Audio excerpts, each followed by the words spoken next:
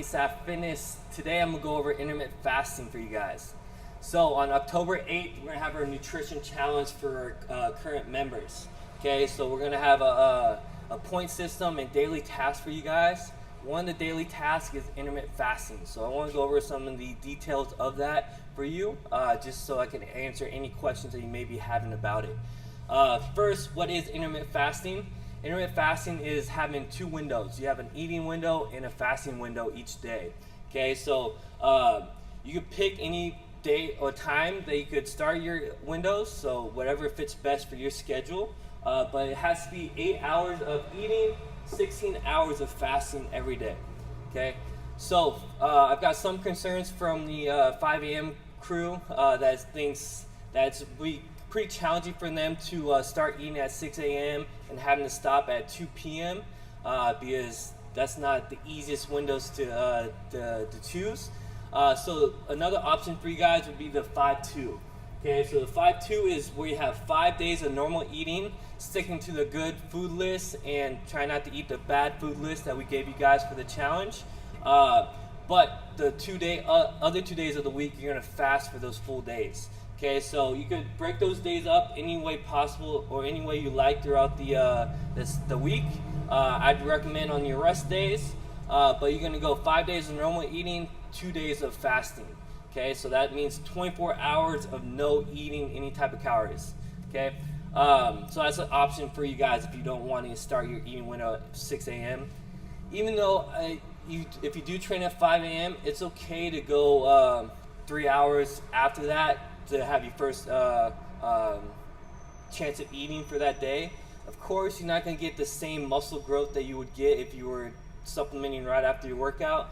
But for this challenge, we're trying to drop body weight, trying to feel good, and not necessarily trying to bulk up in these 6 weeks. Okay, so you have plenty of options, but I still believe that if you train at 5 a.m. And you don't eat right after, you should be okay. But if you do have the chance to do the 8 and 16, I feel like it's the easiest way of doing it. It's something that I do and I've seen a lot of benefits from. My window is from 12 p.m. to 8 p.m. Okay, that works for me for the fact that I do train in the morning when I'm fasted, and usually by the end of my workouts it's around noon, so then I can supplement my my body from my workouts. But I also do cardio in the morning fasted, and I feel fine, I feel good, I feel energized throughout my workouts. So don't think that if you're training faster you're not going to feel as good, you're not going to recover as well if you have a lot of food in your stomach or throughout the workout. You'll still be fine even though you're training fasted. But you could do any type of window. So you could start your eating window at 8 or 10 a.m. and then end it at 6 p.m. if that's more beneficial for you. I feel like 8 p.m. is a good time for me to stop eating because that's usually after when I'm done coaching. So I get a quick meal before I get ready for bed. Okay, but it also helps cutting down the amount of calories you get at night, having that window stop at 6 or 8 p.m. Because usually after that you're eating something bad that you should be eating anyways. So it kind of cuts down a little bit more calories that you shouldn't be eating by having that window stop at 6 to 8. But you're more than welcome to choose any option for the windows. So you could do 6 a.m. and stop at 2 p.m. I think that would be a good window, but you still get the same benefits. It will be a little bit harder, but it might work for you. So some of the benefits of intermittent fasting, your body's going to be more efficient when producing insulin. Okay, so when you're producing insulin, your body's not producing HGH, which is going to help your body recover, get bigger, get more better endurance. So when you are producing longer periods of insulin, so if you're eating from 8 a.m. to 10 p.m., your body has less chance to produce that growth hormones.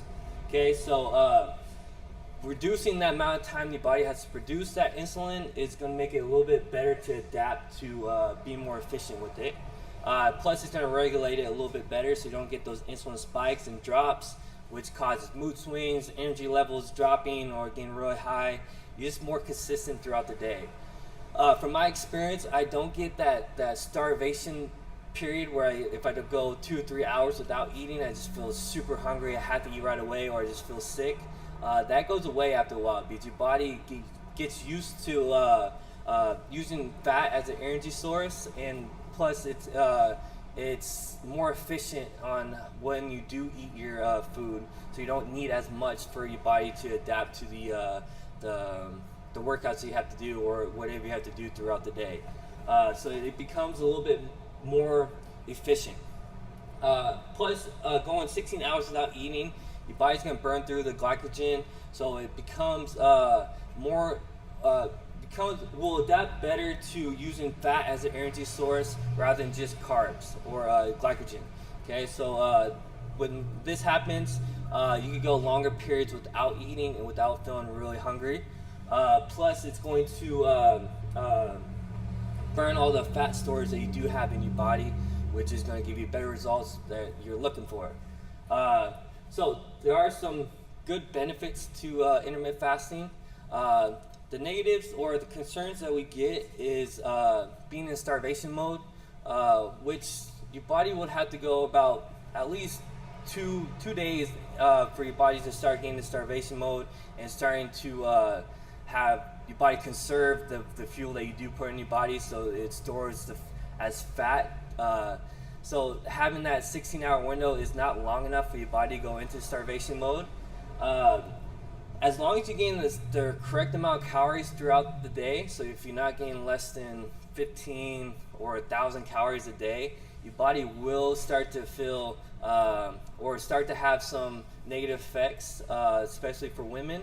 But if we get enough calories, these negative effects won't happen. So when we are in that eating window, just make sure to get at least 1,200 calories in that eating window, or however much that you need for your body to feel correct and feel good. So if you are having some negative effects, maybe add a little bit more food into that 8-hour window and see if that helps out. But some of the rules for the windows. So if you're going 16 hours without eating, so no calories, what you can have is black coffee and non-herbal teas, and then just water. So something that doesn't have any calories. The coffee is going to help with cravings. So if you are hungry and you just want something, the coffee will be good for you to drink because it'll curb that craving. Plus, it'll give you some energy if you need it. But honestly, after a while, your body will get used to it, and you won't actually need that coffee as much. So 16 hours without eating, all you can have is black coffee or non-herbal teas and water. Okay, when you are eating that 8 hours, we want you to have low carbs. So you don't want to just shock your body by having a lot of carbs right away after going that long period of time without eating, because then that insulin level is going to get really high and spike, and then you can get those drops, and your body's not going to be able to regulate the insulin levels as well. Okay, so still try to stick to low carbs. So on our good list, there's not a lot of carbs, there's not a lot of starches for that reason. In our bad list, they're going to have mostly the sugars and the bad stuff and the processed food and the starch. So try to stick to low carbs when you are in that eating window. Try to stick to protein, fats, and vegetables as your main energy source or main food source. Okay, so that's something that we're looking for when we get into that eating window to give you the better results that you were looking for from this challenge. Okay, so if you do have any more questions about intermittent fasting, please comment below or ask us, ask one of the coaches, or email us. We'll happily answer any questions or concerns you may be having. If you are interested, please get signed up for the nutrition challenge that we're going to start on October 8th. It's going to be a great challenge for you guys. You get a leaderboard so you can check out to see how you're doing throughout the 6 weeks. Plus, you have some great prizes to win if you do get top of that list. Thank you for watching. Hope you guys get signed up. Hope to see you guys.